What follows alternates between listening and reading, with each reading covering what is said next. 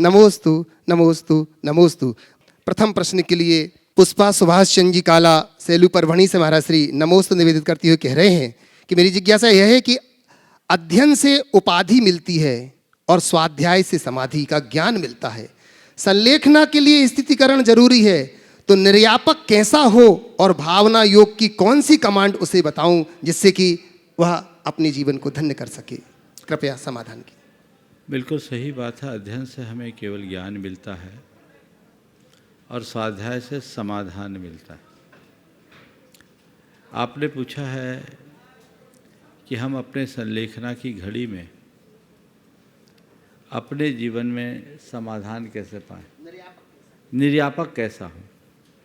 देखिए, निर्यापक कहलाते कौन? जो किसी आत्म साधक के साधना में सहायक हो, जिनके मार्गदर्शन में किसी की अंतिम साधना संपन्न हो, वो निर्यापक कहलाता है। मूलतः निर्यापक मुनि होते हैं और वे मुनि जो उत्कृष्ट चर्या के अनुपालक होते हैं, अनुभवी होते हैं, जिन्हें शरीर विज्ञान का भी अच्छा ज्ञान होता है और खुद वैराग्य से भरपूर, सामने वाले को अच्छे तरीके से मोटिवेट करने में समर्थ हों, ऐसे साधक को निर्यापक के रूप में देखे जाने का विधान है। सुभाष जी जोधपुर से नमोस्तु करती हुई कह रहे हैं महाराज श्री, अनुभव प्राप्त करने से आसान कुछ नहीं है और उसे प्रयोग में लाने से कठिन कुछ नहीं है, तो महाराज श्री इस कठिन को आसान कैसे बनाएं? कृपया आशीर्वाद और समाधान। अनुभव प्राप्त करने से आसान कुछ नहीं और उसे प्रयोग में लाने से कठिन कुछ नहीं। आपने पूछा इस कठिन को आसान कैसे बनाएं? अगर व्यक्ति अपने अनुभवों पर अमल करने का लक्ष्य बना ले और अनुभवों से सीख ले, अनुभव होना अलग बात है और अनुभव से सीख लेना अलग बात है। जब तक हम अपने अनुभव से सबक नहीं लेते, सीख नहीं लेते, तब तक अपने जीवन में बदलाव नहीं लेते। हम लोगों के साथ अक्सर ऐसा होता है, अनुभव तो हमारे जीवन में ढेर सारे होते हैं, लेकिन ढेर सारे अनुभवों के बाद भी हम उससे कोई पाठ नहीं पढ़ते। हमारी स्थिति दुष्यंत कुमार की इन पंक्तियों की तरह है कि हाथों पे अंगार लिए मैं पूछता रहा, कोई मुझे इन अंगारों की तासीर बता दे। अब तासीर पूछने की क्या ज़रूरत है? तुमने अनुभव कर लिया है तो अमल करो। जब तक मनुष्य की अंतस चेतना जागृत नहीं होती, वो अनुभव पर अमल करने में समर्थ नहीं होता। और जो अपने अतीत के अनुभवों को अमल में ले लेते हैं, उनके लिए सब कुछ आसान हो जाता है। अतुल जी दुबे सतना से नमोस्तु निवेदित करती हुई कह रहे हैं महाराज श्री, हम हैं ना, चिंता ना करें, यह वाक्य असहाय निर्धन आदि को संबल देता है। सास बहू से कहे तो बहुत खुश होकर के गृहस्थी का कार्य संभालती है, किंतु यही वाक्य यदि माँ अपनी विवाहित बेटी को बोलती है तो उसके परिवार में विवाद होता है। इस वाक्य का पहला पक्ष सकारात्मक व लाभप्रद है, इसे लोग क्यों नहीं अपनाते? इस वाक्य का द्वितीय पक्ष जो है वो नकारात्मक है, नुकसानदेह है, तो इसे लोग अपने जीवन में कैसे करके आए, इस जटिल समस्या का समाधान करें? देखिए, बहुत ही अच्छी बात आपने की है और इसलिए मैं अक्सर कहता हूँ, वचन महत्वपूर्ण नहीं है, महत्वपूर्ण है वचन से जुड़े संदर्भ। किसी आपत्ति में फंसे व्यक्ति के लिए यदि कोई कहता है मैं हूँ ना, तो वो उसके लिए एक बहुत अच्छा आलंबन बनता है और उसे रचनात्मक दिशा में बढ़ने की प्रेरणा भी देता है। लेकिन जब माँ अपनी ससुराल में रहने वाली बेटी से कहती है मैं हूँ ना, तो वो उसके लिए नकारात्मक हो जाता है। वाक्य वही है, संदर्भ बदलने से अर्थ बदल जाते हैं। हमें चाहिए कि हम हर बात को संदर्भ के अनुसार कहें। मैं तो कहता हूँ, जो माएँ अपनी बेटी से ये कहती है कि मैं हूँ ना, वो अपनी बेटी का जीवन बर्बाद करती है। मैं आपको बताऊं आज भी कैसे लोग इस दुनिया में हैं। मेरे संपर्क में एक परिवार, दोनों बाहर रहते, पति पत्नी दोनों। विवाह के 9 वर्ष बाद दोनों में विवाद आया। अंतर से विवाद तो कई दिनों से चल रहा था, लेकिन विवाद ने थोड़ा उग्र रूप लिया। उस समय जो माँ बाप की भूमिका होती है, अगर ऐसी होने लगे तो कोई परिवार नहीं उजड़ेगा। लड़के के पिता ने बहू को समझाया और लड़के के ससुर ने दामाद को। उधर वालों ने दामाद का पक्ष लिया, इधर वालों ने बहू का पक्ष लिया और ये कह दिया कि अब तुम लोगों को आपस में एडजस्ट होकर के रहना है, ये घर नहीं है, तुम्हारा ही घर है, तुम्हें अपनी गलती सुधारनी है। यदि तुम अपनी गलती सुधार लोगे तो 50% प्रॉब्लम तो ऐसे ही सॉर्ट आउट हो जाएगी। और उसके बाद दोनों में मध्यस्थता करने के लिए उन्होंने अपने परिवार के सदस्यों को उनके पास भेजा। 3 महीने जब बाज में रहे, चूँकि दोनों थे, तीसरा कोई था नहीं, एक बच्चा था, उसको लेकर के आपस में तनातनी थी, पर थोड़ी सी समझदारी के कारण एक उजड़ता हुआ परिवार संभल गया। और यही थोड़ी सी नासमझी होती है तो बसा बसाया परिवार भी उजड़ जाता है। तो मैं हर माँ बाप से कहूँगा, बेटी तुम्हारी है, उसके प्रति लगाव होना बिल्कुल स्वाभाविक है, लगाव होना चाहिए, पर ऐसा लगाव मत करो जिससे कि उसका भविष्य बिगड़े। लगाव रखते हुए भी समय के अनुरूप बदलाव घटित करने का रास्ता अंगीकार करो ताकि जीवन को और बेहतर बनाया जा सके। श्रीमती लक्ष्मी जैन, महिला परिषद प्रांतीय प्रभारी, कटनी से नमोस्तु करती हुई कह रहे हैं, गुरुदेव, गुरुवर, भावना योग से मेरी कई अजैन सहेलियों को एक सकारात्मक ऊर्जा का आभास अपने जीवन में हुआ है। इसके साथ ही मंगल भावना करने से भी एक अजीब शांति का अनुभव हुआ है। तो गुरुदेव, मंगल भावना को बनाने का आपके मन में कैसे भाव आया, यही हम सबकी जिज्ञासा है, कृपया आप बताएं। देखिए, भावना योग का प्रयोग जैनियों के लिए नहीं है, संपूर्ण मानवता के लिए है। हर कोई को भावना योग करना चाहिए और जो भी भावना योग करेंगे उनके जीवन में निश्चित बदलाव आएगा, क्योंकि तो भावना की शुद्धि का योग है और इसकी ज़रूरत हर किसी को है। इसे किसी धर्म, इसे किसी परंपरा, इसे किसी समुदाय से जोड़ना कतई उचित नहीं है। ये संपूर्ण मानवता के लिए, संपूर्ण मानव जाति के लिए है और लोग इसका लाभ ले भी रहे हैं। अब ये आप लोगों पर है कि इसे आप कितना लोगों तक पहुंचाने का प्रयत्न करते हैं। इसलिए हर कोई जो भी लाभ ले रहे हैं, इसको तो लाभ लेने वाले को आराम तो मिलेगा ही मिलेगा। जिसको मलेरिया, उसे कुनैन की ज़रूरत है। जिसके जीवन में आज परेशानियां हैं, जिसके जीवन में अवसाद है, चिंता है, डर है और अन्य प्रकार की नकारात्मकता है, उन्हें ये साधना अपनानी जरूरी है और वो भावना योग करेंगे तो 100% लाभ मिलेगा, इसमें कोई संशय की बात नहीं है। अब रहा सवाल कि हम भावना योग में मंगल भावना किस लिए लिखें, तो मंगल भावना तो हमारे मन में नित्य प्रति होती है। शब्दों में हमने पिरो दिया। चूँकि सन 2018 में हम लोग दशलक्षण में शिविर लगाते, हमेशा हर वर्ष ध्यान कराते थे। चूँकि इन दिनों लोगों में पश्चिम की तरफ ज़्यादा झुकाव, तो लोग अलग अलग तरीके से गाइडेड मेडिटेशन और अन्य तरह की बातें करने लगे। अनेक प्रकार की ध्यान की पद्धतियाँ भी लोगों के बीच आने लगी। तो मैंने सोचा क्यों ना हम इन बातों पर विचार करें, और पश्चिम के आधुनिक मनोविज्ञान के ज्ञाताओं ने जो बातें कही, मैंने उन्हें पढ़ा, देखा, समझा, तो मुझे लगा ये तो सब हमारी ही बातें हैं। और तब शास्त्रों के सार का निचोड़ भावना योग के रूप में प्रकट हुआ, जिसे आज लोग पश्चिमी विद्वानों की देन मानते हैं। वो मूलतः हमारी संस्कृति का मूल तत्व है। आज वे लॉ ऑफ अट्रैक्शन की बात करते हैं और वो कहते हैं थॉट बिकम्स थिंग्स, ये आज कहते हैं, पर ये उनने तो हमसे उधार लिया। हमारे यहाँ हजारों वर्ष पहले कहा गया था, यद भाव्यते तद भवति। हम जैसी भावना भाते हैं वैसा सब कुछ होता है। ये बात सदियों पहले से हमारे यहाँ कही गई। तो फिर मैंने उसको पूरे तरीके से चिंतन मंथन करके एक नवनीत के रूप में आप लोगों के बीच प्रस्तुत किया, और वही भावना योग है जो पूर्णतः हमारी संस्कृति की चीज़ है और एक ऐसी साधना है, एक ऐसी आराधना है जो हमारे जीवन में व्यापक बदलाव घटित कर सकती है। तो 2018 में जब शिविर लगा था, 3000 शिविरार्थी थे।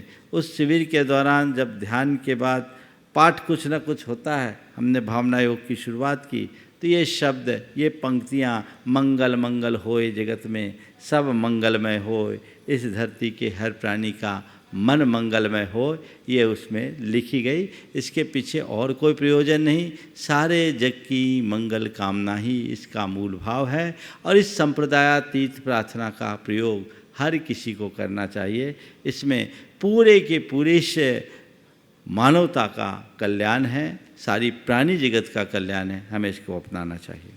श्रीमती सुरभि सतीश जी जैन, प्रथम परिवार कटनी से, मुनिश्री जी के चरणों में बारंबार नमोस्तु।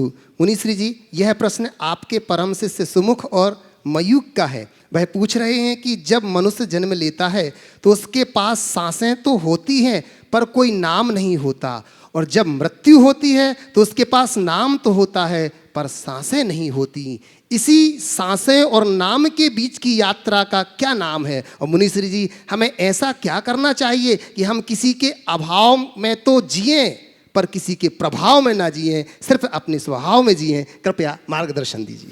अभाव में तो जिए, प्रभाव में न जिए, सिर्फ स्वभाव में जिए। और प्रश्न का पहला पक्ष है कि मनुष्य जब जन्म लेता है उसके पास सांसें तो होती है, नाम नहीं होता, और मरता है तो नाम रह जाते हैं, सांसें नहीं रहती। मैं आपसे केवल इतनी ही बात कहता हूँ, जब आप बाज़ार में जाते हैं तो जेब भरी होती है, झोली खाली होती। जब आप बाज़ार में जाते हो तो जेब भरी होती है, झोली खाली होती है। जब सामान लेकर आते हो तो झोली भर जाती है, जेब खाली होती है। बस जब तुम आए थे तो खाली झोली लेकर आए थे पर जेब भरी थी, पुण्य की संपदा लेकर आए। अब तुम यहाँ से जाओ तो अपनी झोली में क्या डाल रहे हो? जेब तो खाली होनी है, ये दुनिया है। जैसे कोई सौदागर आता है, सौदा लेता है तो उसकी जेब खाली होगी। तुमने अपनी सांसों की पूंजी सब खपा दी। अब सांसों की पूंजी खपाई है तो कुछ पाया भी है। अब ये देखना है कि तुमने अपनी झोली में क्या भरा। किसी के पास पैसा है तो मौज मस्ती में उड़ा भी सकता है, और किसी के पास पैसा है तो उस पैसे से कुछ ऐसी चीज़ें भी रख सकता है जो जीवन भर उसके काम में आए। तुम्हारे पास सांसें हैं, तुम मौज मस्ती में से व्यर्थ भी कर सकते हो, और तुम अपनी सांसों को परमार्थ और सेवा के कार्य में लगाकर सार्थक भी कर सकते हो। तुम्हें देखना है कि हम इस दुनिया से जाएं तो झोली भर कर जाएं या खाली। भरकर तो जाएंगे, लेकिन झोली में क्या भरा है? अपनी झोली को बेशकीमती रत्नों से भरो। समझ गए? बेशकीमती रत्नों से भरो, कबाड़ के सामान से मत। दोनों चीज़ें हैं। तुम कबाड़ भी रख सकते हो, कबाड़ का तो ढेर होता है, और रत्नों की तो छोटी सी पुड़िया होती है। उस ढेर में कोई सार नहीं, वो बेकार है। तो इस दुनिया से जाओ तो अपने झोली को रत्नों से भर कर ले जाओ।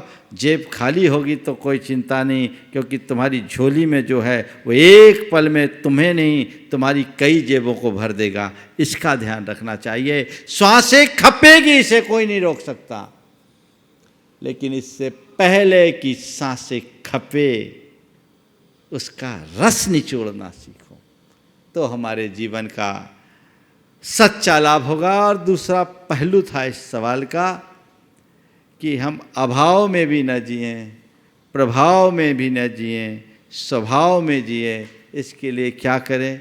कुछ मत करो, सद्भाव रखो। न किसी के अभाव से प्रभावित हो, न किसी के प्रभाव से प्रभावित हो। मन में संभाव ले आओ तो तुम्हारा स्वभाव अपने आप हो जाएगा।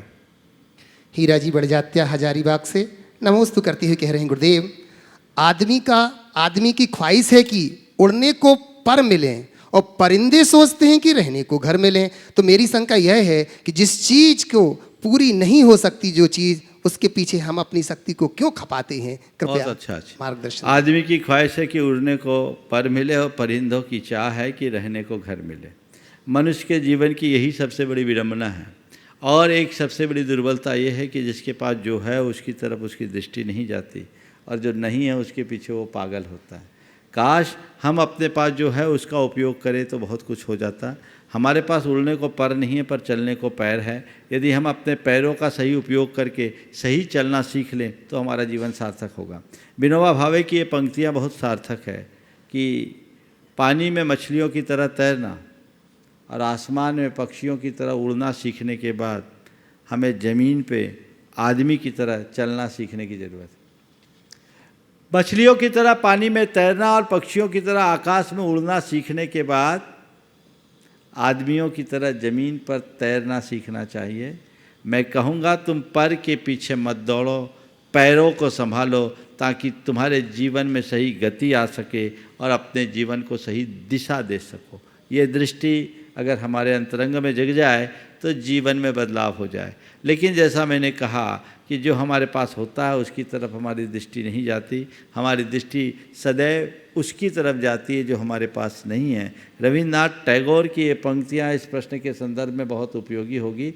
छोड़कर निश्वास कहता है नदी का यह किनारा, छोड़कर निश्वास कहता है नदी का यह किनारा, उस पार ही क्यों बह रहा है जगत भर का हर्ष सारा। छोड़कर निश्वास कहता है नदी का यह किनारा, उस पार ही क्यों बह रहा है जगत भर का हर्ष सारा, किंतु लंबी सांस लेकर यह किनारा कह रहा है, किंतु लंबी सांस लेकर यह किनारा कह रहा है, हाय रे हर एक सुख उस पार ही क्यों बह रहा है, हाय रे हर एक सुख उस पार क्यों बह रहा है। यही हाल है, इस पार वाले को उस पार की फिक्र है और उस पार वाले इस पार के लिए परेशान है, इसीलिए दोनों मझधार में हैं। तुम जहाँ हो वहीं देखो, उसी में रमो, तभी जीवन के सार को प्राप्त कर सकोगे। आरती जी कन्नौज से नमोस्तु करते हुए कह रहे हैं, गुरुदेव शांति विधान की जाप ओम ह्रीम जगत शांति कराए श्री शांतिनाथाय नमः सर्वोपद्रव शांतिम कुरु कुरु स्वाहा, इसमें शांति शब्द का क्या अर्थ लिया है गुरुदेव? वो शांति नहीं है, शांति है, पर जगत और शांति को मिला दिए तो संधि हो गई और ताका चच्छ बन गया, तो जगत शांति हो गई। तो जब संस्कृत में बोलेंगे तो जगत शांति ना बोलकर जगत शांति बोलेंगे।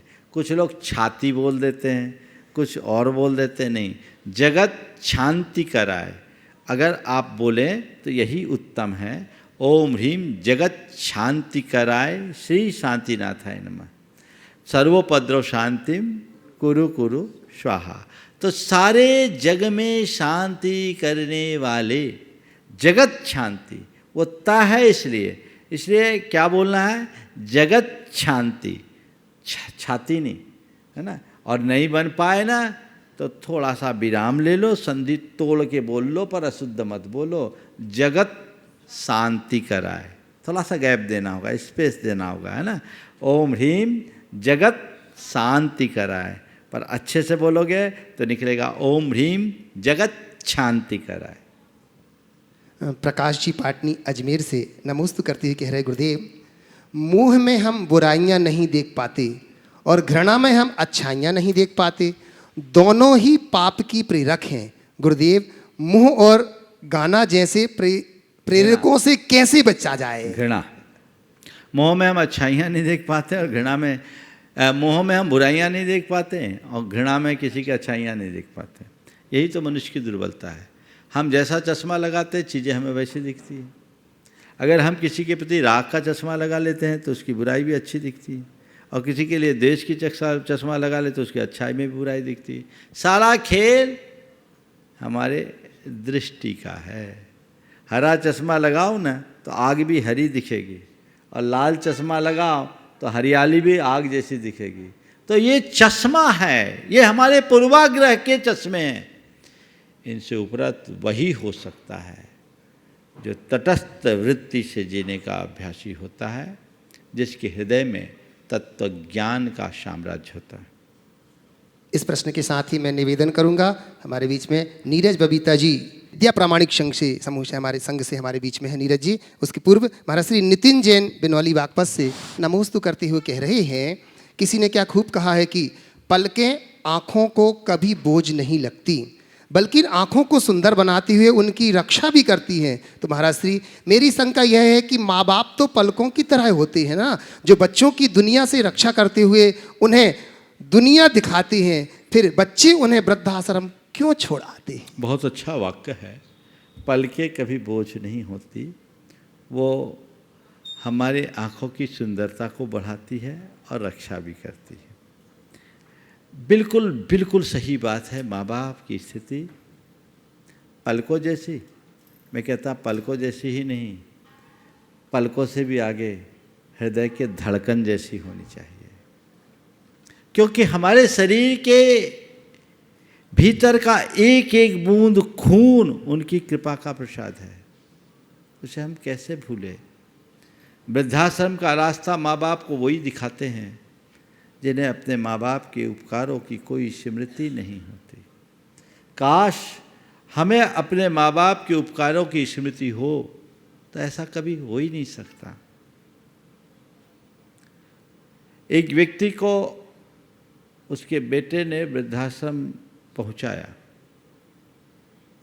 और जब वृद्धाश्रम में छोड़ के आते समय उसने अपने पिताजी से पूछा कि पापा, आप मुझसे कुछ कहना चाहेंगे? वृद्धाश्रम में छोड़ते समय बेटे ने पिता से पूछा कि पापा, क्या आप मुझसे कुछ कहना चाहेंगे? पिता ने कहा, बेटा बस मैं एक ही बात सोच रहा हूँ कि आज से 30 बरस पहले तुझे अनाथाश्रम में भेज आया होता तो आज मुझे वृद्धाश्रम का मुख नहीं देखना पड़ता। आज से 30 बरस पहले मैं तुझे अनाथाश्रम में छोड़ आया होता तो आज मुझे वृद्धाश्रम का मुख नहीं देखना पड़ता। काश लोग ये सोचे, थोड़ा सा सोचो। आज जो लोग अपने माँ बाप के साथ इस तरह का सलूक करते हुए थोड़ा अतीत में जाए, सोचो कहीं तुम्हारी माँ ने तुम्हें पेट से ही परलोक पहुंचा दिया होता तो क्या होता।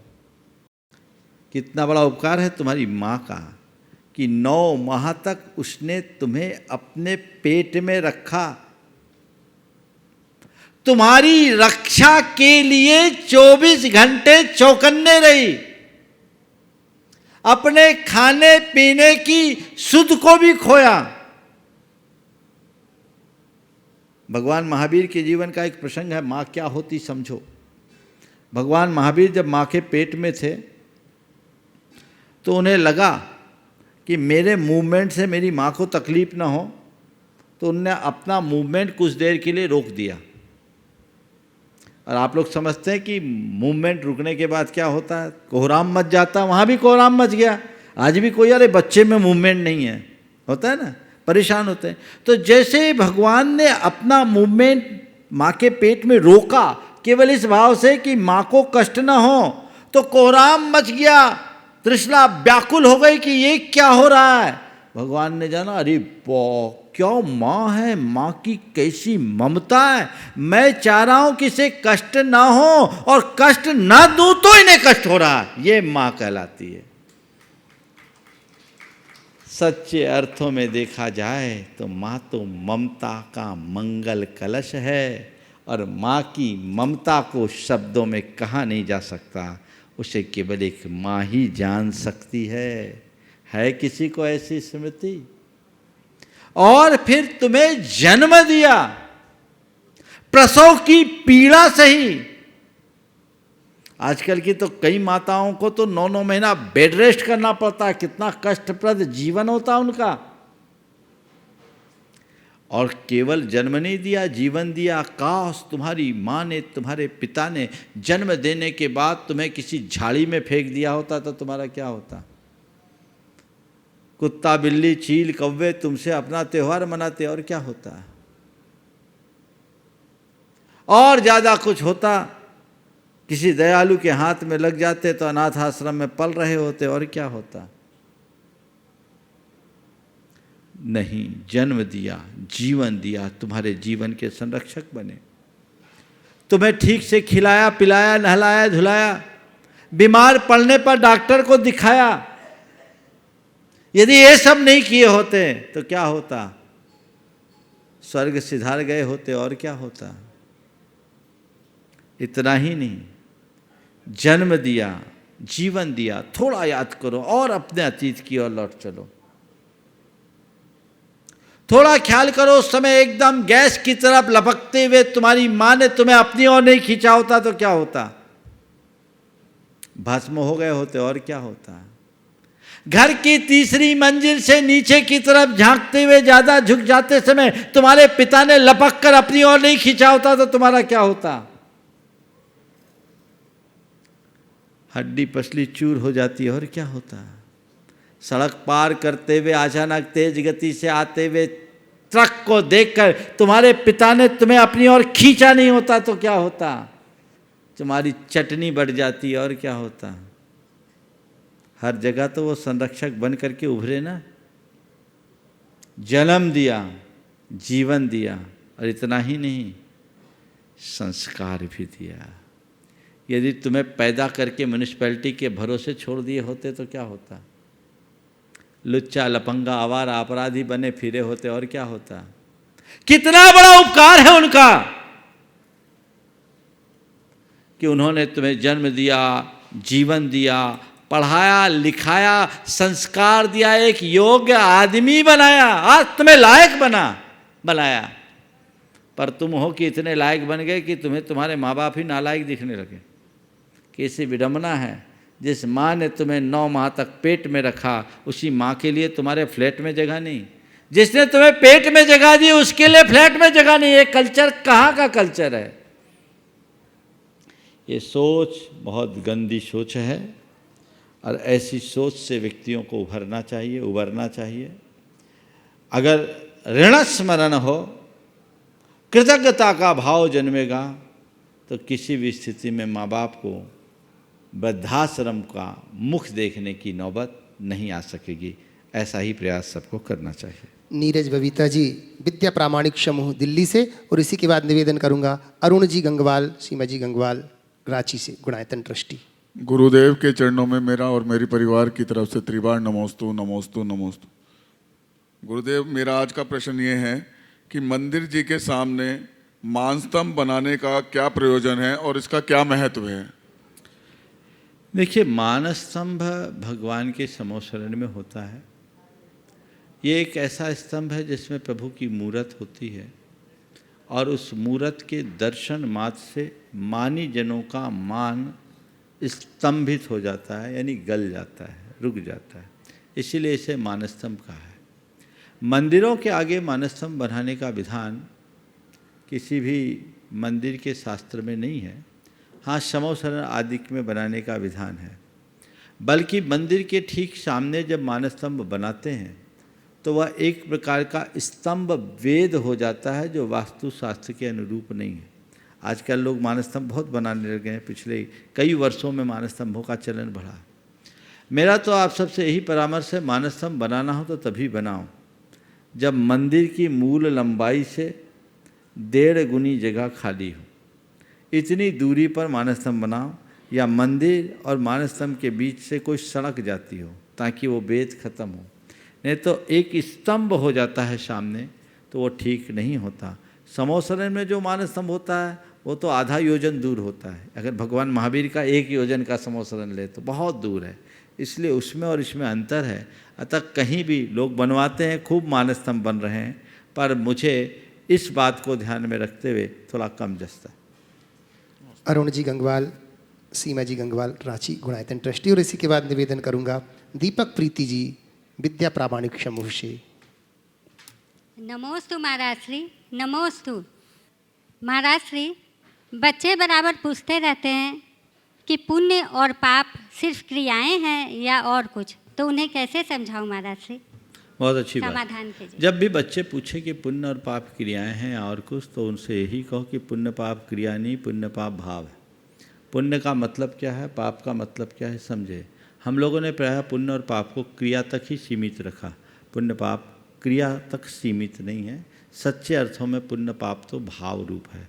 पुण्य का अर्थ है हमारे हृदय की पवित्रता और पाप का अर्थ है हमारे मन की मलिनता।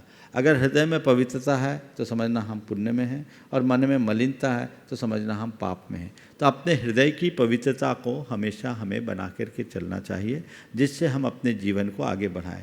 जिसका मन जितना पवित्र होता है वो जीवन उतना अच्छा बनाता है। इसलिए मैं अक्सर कहता हूँ, जीवन में पुण्य कमाने के लिए धर्म मत करो, जीवन में पुण्य कमाने के लिए धर्म मत करो, जीवन को पुण्य बनाने के लिए धर्म करो।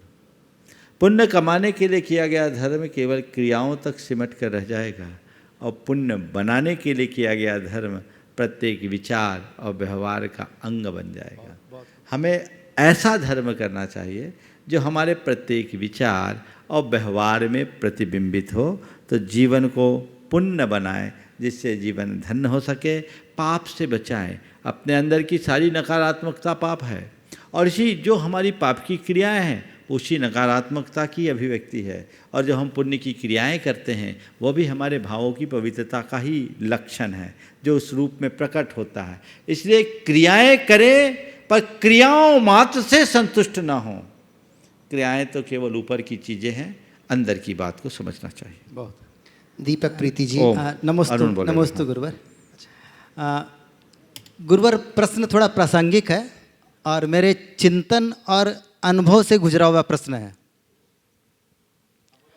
हम सारी उम्र अपने अहंकार को, ईगो को बचाने में लगाते हैं। गुरुवर, हम सारी उम्र सुन लिया, अपने अहंकार और ईगो को बचाने में लगाते हैं, या यूँ कहें कि अपनी मौजूदगी की एहसास को दूसरे के सामने सिद्ध करने में ही सारी उम्र निकाल देते हैं। फलतः जो वस्तुतः हमें पाना चाहिए था, जो सिर्फ खो के पा सकते थे, वह नहीं पा सकते।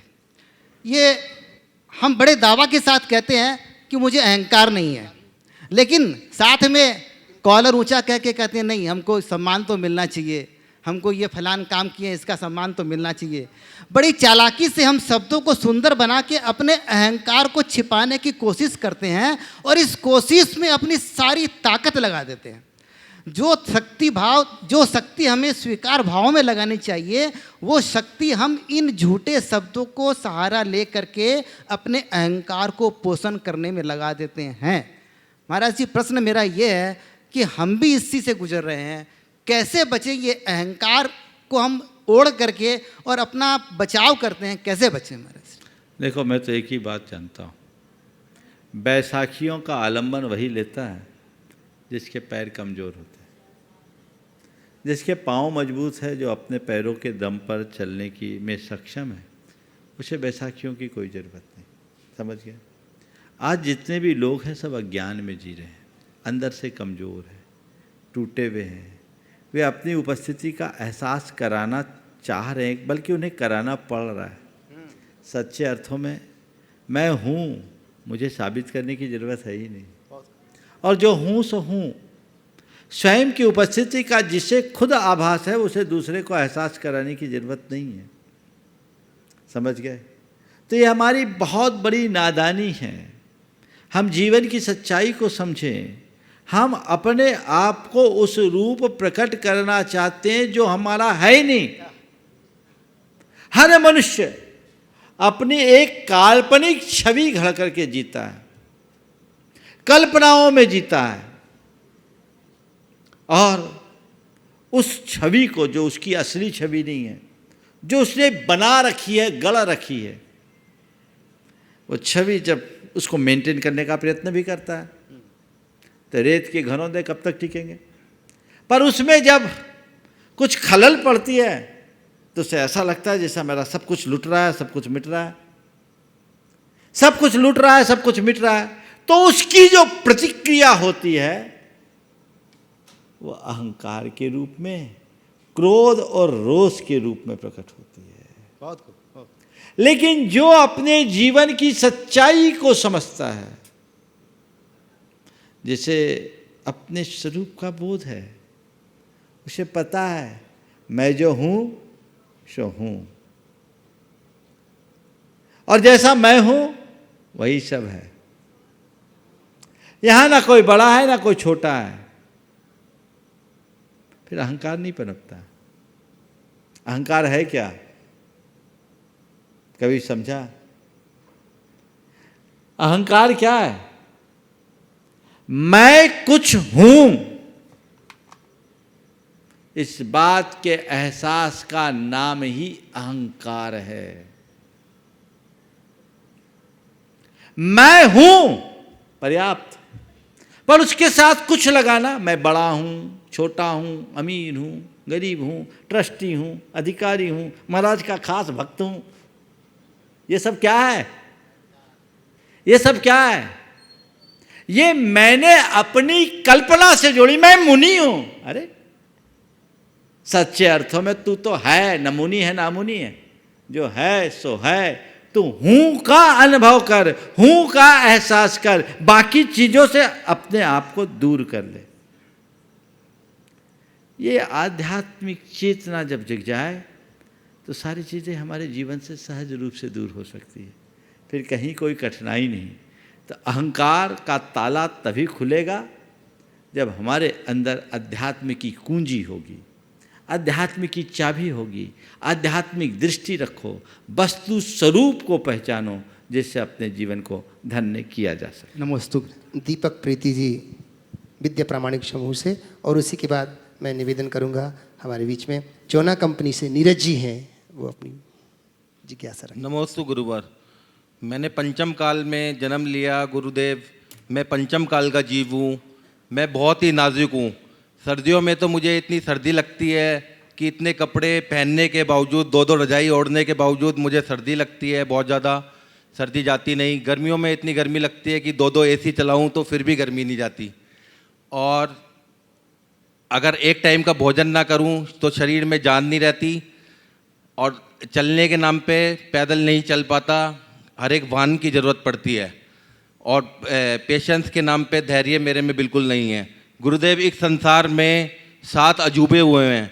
क्या ये बात परम सत्य नहीं है कि इस युग का महान आश्चर्य और एक जीता जागता अजूबा हमारे दिगंबर जैन मुनि हैं, जो कि इतने कठिन परिश्रय और कठिन तपस्या को करते हैं?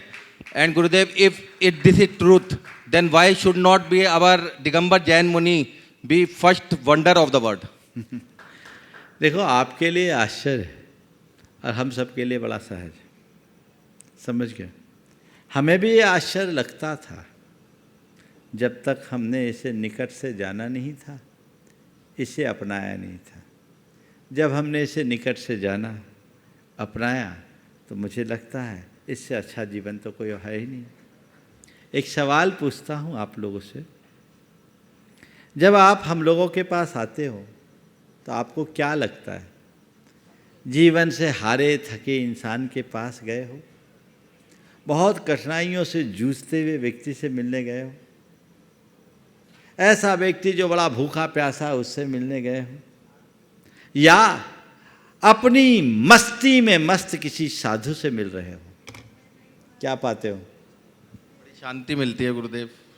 सवाल है, आप लोग कहते हो कि बहुत कष्ट है, आपका मार्ग बड़ा कठिन है, तो कठिनाई हम लोगों में दिखना चाहिए ना। आप कहते हो महाराज आप 24 घंटे में एक ही बार भोजन करते हो, उसी वक्त पानी पीते हो, आप पैदल चलते हो, आप केस लोच करते हो, आप निरावरण रहते हो, सर्दी गर्मी बरसात में ऐसे ही रहते हो, आपकी चर्या बहुत कठिन है। अरे कठिन है तो रह कैसे रहे, ये तो बताओ। अब बताओ, कठिन है तो मेरा मुंह म्लान होना चाहिए। तुम लोगों का जीवन तो सरल है, चेहरा खिला क्यों नहीं है? बोलो, ट्रैंक्विलाइजर क्यों लेना पड़ते हैं? सामक औषधियाँ तुम लोगों को लेनी पड़ती है, हमें तो जरूरत नहीं है। सवाल क्या है इसे समझो। निश्चित जैन साधु की जो चर्या है वो सामान्य रूप से बहुत कठिन चर्या है, लेकिन ये असंभव नहीं, ये सहज है। जिस मनुष्य का लक्ष्य स्पष्ट हो जाता है उसके जीवन में ये बातें बहुत सहज हो जाती है, समझ गए? तो जिस दिन तुम इसे अपनाओगे तुम्हारा जीवन भी वैसे ही धन्य हो जाएगा। रास्ता निकालो। हम किसी और दुनिया में जन्म लेने वाले लोगों में से नहीं है, हमारा भी शरीर वैसा ही है, हाड़ मांस का, जैसा तुम लोगों का है। तो इस तरह से अपने हाड़ मांस के शरीर की तरह अपना जीवन सबका है, केवल संकल्प को जगाने की जरूरत है। जब मनुष्य का संकल्प जगता है तो हमारा जीवन धन्य होता है। नमस्ते। जोना कंपनी दिल्ली से नीरज जी, और इसी के बाद तैयार रहेंगी रजत जी पांड्या गुवाहाटी से। नमस्कार गुरुजी। हाँ। आने से पहले बहुत सवाल थे, लेकिन आपसे मिलने के बाद सारी जिज्ञासाएं, सारे प्रश्न खत्म हो गए। पर एक पूछना चाहूँगा, जैसे मैं 6 महीने पहले 5000 किलोमीटर दूर रह रहा था, तो ये जो सहयोग है आपसे मिलना, जो मैंने कभी सोचा नहीं था, ये किसका नतीजा है? बहुत सुंदर। ये मैं चाहूँगा एक बार पूरी टीम सामने आ जाए, तीनों आ जाए, चारों। देखिए, बहुत अच्छी बात है, आज बड़ी प्रसन्नता का विषय है। राजेंद्र जी, हाँ। उमेश जी, शुभांगी जी, निवेदन कर रहा हूँ एक साथ पहुँचेंगे। गुणायतन का काम बड़ी तीव्र गति से चल रहा है, और आप सबको पता है कि यहाँ जो कुछ भी होने जा रहा है वो ऐसा काम हो रहा है जिसे जैन समाज ने आज तक कभी सोचा भी नहीं। टेक्नोलॉजी का जिस तरीके से प्रयोग गुणायतन में हो रहा है और उसके माध्यम से जो चीज़ें प्रदर्शित होने वाली है वो लोगों के जीवन में एक बहुत बड़ा बदलाव लाएगी। आपने बिल्कुल ठीक कहा, उस कार्य में पूरे दुनिया के लोग जुड़े हैं। कई देशों को लोगों ने मिल कर के इस कार्य को रंग दिया है, इस कार्य को अंजाम दिया है, दे रहे हैं। और आज बहुत अच्छी बात है कि इसमें आप भी, आपकी टीम भी जुड़ने के क्रम में लगी है। मुझे भरोसा है जुड़ेगी। आपने पूछा ये कैसे हो गया, ज़रूर मैं तो एक ही बात जानता हूँ और मानता हूँ, ये पारसनाथ का धाम है। इस क्षेत्र की, इस धरा का अपना एक प्रभाव है, और आपका कुछ नियोग इसके साथ जुड़ने वाला है, इसलिए आप यहाँ आए। बाकी न कोई किसी को जानता, न कोई किसी को पहचानता, पर मैं तो एक ही बात मानता हूँ कि अब तक जो भी लोग जुड़े हैं बहुत भावों से जुड़े हैं, और जो जुड़ रहे हैं वे एक प्रोफेशनल दृष्टि से नहीं जुड़ रहे हैं, सब बड़े भावनात्मक दृष्टि से, धार्मिक दृष्टि से जुड़ रहे हैं। यही सबकी उपलब्धि है। और मैं आप लोगों को तो यही कहता हूँ, आपके काम को सबने देखा, आप अपने कार्य को देने के लिए तत्पर भी हैं। बाकी निर्णय तो कमेटी को लेना है, पर एक पंक्ति में आप लोगों से यही कहूँगा, जिस टेक्नोलॉजी का प्रयोग आप लोग करते हैं अभी तक, संभवतः जितनी मुझे जानकारी है, शायद जहाँ भी लगाया होगा वो सब मनोरंजन के लिए लगाया होगा, कदाचित लौकिक ज्ञान के वर्धन के लिए लगाया होगा, इसके अलावा कोई ऑब्जेक्टिव नहीं होगा। लेकिन ये मनोरंजन का कार्य नहीं है, ये मनोरंजन के साथ मनोमंथन का कार्य है। ये लोगों के जीवन की दिशा को बदलने वाला कार्य है। और इस कार्य में आप, आपकी कंपनी, आपकी टीम यदि अपनी सहभागिता देती है तो निश्चयतः ये आप लोगों के लिए भी एक बहुत बड़ी उपलब्धि होगी। ज़रूर हमें ऐसा प्रयास करना चाहिए। और आप लोगों की जो भावना आज यहाँ प्रदर्शित हुई है उसे देख करके मुझे बहुत प्रसन्नता है कि आप सबके हृदय में भी धर्म की वही अलख है जिसकी हर व्यक्ति को ज़रूरत है। मेरा बहुत बहुत आशीर्वाद। रज्जू जी पांड्या गुवाहाटी। नमोस्तु गुरुदेव। कहीं तो नारी को विष बेल कहा गया है और कहीं माँ बन के इतना ऊपर उठाया गया है, ऐसा क्यों? देखिए, नारी को विषबेल कहा गया, माँ को थोड़ी कहा गया, बहन को थोड़ी कहा गया, बेटी को थोड़ी कहा गया है। जो व्यक्ति एक स्त्री को माँ, बहन और बेटी की तरह देखता है वह उसके जीवन के लिए वरदान है।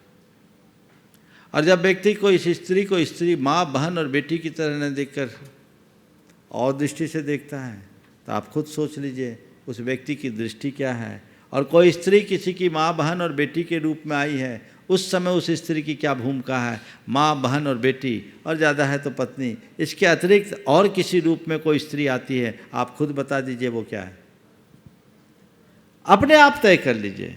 भारत की संस्कृति में स्त्री के लिए 5 रूप बताए हैं। एक तो कन्या का रूप, एक पत्नी का रूप, एक माँ का रूप, एक बहन का रूप, एक बेटी का रूप। ये 5 रूप ही उसके श्रेष्ठतम रूप हैं। इसके अलावा अगर कोई नारी आती है तब उसके लिए विषबेल कहा जा सकता है। मैं तो कहता हूँ अगर नारी विषबेल है तो उसमें उगने वाला फल वो भी विषफल ही होगा ना, समझ गए। और मैं एक बात और कहता हूँ, नारी संतान को जन्म नहीं देती, माँ संतान को जन्म देती है। माँ हम सब के लिए आदर्श है, बहन हमारे लिए मंगल है, कन्या को मंगल कहा गया है, ये भी तो हमें समझना चाहिए। तो ये जो दृष्टिकोण है, भारत में स्त्री को देवी का रूप दिया गया, उसे एक नारी की तरह नहीं देखा गया। ये पश्चिमी जीवन मूल्य हमें प्रभावित करते हैं, तब लोग आज स्त्री में एक नारी की तरह देखने लगे और फिर नारी के लिए नहीं, उसे एक भोग की वस्तु की तरह देखने लगे, उसे भोग्या मानने लगे। आज देख लीजिए थोड़ा सा नारी का ये विकृत रूप, इसका जिम्मेदार कौन है? पनामा ब्लेड का एडवर्टाइजमेंट, सेविंग ब्लेड का एडवर्टाइजमेंट भी कोई, उसमें भी कोई लेडी आ रही है, क्या है ये? उपभोक्तावाद का कितना विकृत रूप है। मतलब क्या है? स्त्री भी सामान बेचने की एक साधन मात्र रह गई क्या? बिकाऊ बन गई क्या? मुझे जब किसी ने बताया तो मुझे बड़ा आश्चर्य हुआ कि ये क्या है। हर चीज़ में स्त्री माँ है, बहन है, बेटी है, वो विज्ञापन का सामान नहीं। उसके अंदर नारीत्व का गौरव प्रतिष्ठापित होना चाहिए, तभी हम भारत की संस्कृति का गौरव ऊंचा कर सकेंगे और नार्योचित कर्तव्यों को साकार बनाकर अपने जीवन को सफल बना सकेंगे। रजत जी, आरती जी, और इसी के बाद निवेदन करूंगा। और एक सवाल, हाँ बोलो। नमोस्तु गुरुदेव। सम्यक्त को प्राप्त करना और मिथ्यात्व को छोड़ना इतना कठिन क्यों है? सम्यक्त को प्राप्त करना और मिथ्यात्व को छोड़ना इतना कठिन क्यों है? बात केवल इतनी ही है कि हम एक बार जिसमें रमे हुए हैं उस संस्कार को बदलना बहुत कठिन होता है। जब तक हम अंदर से जागेंगे नहीं, तब तक के लिए हमारे पास सब कुछ कठिन है। जिसकी चेतना जग गई उसके लिए सब कुछ सहज है। रजत जी, आरती जी, विद्या प्रामाणिक समूह दिल्ली से। गुरुदेव नमोस्तु नमोस्तु नमोस्तु। गुरुदेव मेरा प्रश्न यह है कि जो लोग मंदिर में बहुत पैसा दान देते हैं और मंदिर में सारे कामों में आगे से आगे रहते हैं, तो समाज उनकी ये भावना देखते हुए उनको पदाधिकारी बना देती है। लेकिन कई बार ऐसा देखा गया है कि वही लोग कई गलत काम भी करते हैं, जैसे शराब पीना, सिगरेट पीना, पान गुटखा इत्यादि। तो क्या वह दान देने से यह सारे पाप से मुक्ति पा जाएगा? और समाज को अगर यह बात पता है तो क्या ऐसे लोगों का दान स्वीकार करना चाहिए? देखिए, मंदिरों से जुड़े हुए लोगों का आचरण पवित्र होना चाहिए, उन्हें व्यसन और बुराइयों से दूर रहना चाहिए। पर जो लोग व्यसन बुराइयों से दूर नहीं हो पाए, उन्हें मंदिरों से दूर नहीं रखना चाहिए। क्यों? मेरे मानने के अनुसार तो ऐसे व्यक्ति को मंदिर में और ज़्यादा स्थान देना चाहिए, क्योंकि बीमार आदमियों के लिए ही अस्पताल है, स्वस्थ व्यक्तियों के लिए नहीं। बीमार यदि अस्पताल में नहीं आएगा तो कहाँ जाएगा? उनके प्रति हम नकारात्मक दृष्टिकोण नहीं रखें। अगर किसी में कोई दोष और दुर्बलता है तो हम उसे ठीक करें, दूर करें। उसके जीवन के एक सकारात्मक पहलू को हम इस अर्थ में देखें कि कम से कम दान धर्म के क्षेत्र में तो आगे आ रहा है, इससे कुछ काम तो हो रहा है। उस व्यक्ति के दान धर्म को न छोड़ें, उस व्यक्ति को उपेक्षित और तिरस्कृत भी न करें, अपितु उसकी चेतना को इस तरीके से जागृत करें कि उसके दोष, दुर्बलता और बुराइयां भी उससे दूर हो जाए, ताकि हमारा वो सोना गहना बन जाए और सबके काम में आ जाए। ध्यान रखना, सोना सोना है, गहना भी है। गहना बने या न बने, सोना का मूल्य है। पहना गहने को जाता है, सोने को नहीं, फिर भी सोना सोना होता है, ये भूला नहीं जाता। बोलिए परम पूज आचार्य गुरुवर श्री विद्यासागर जी महाराज की।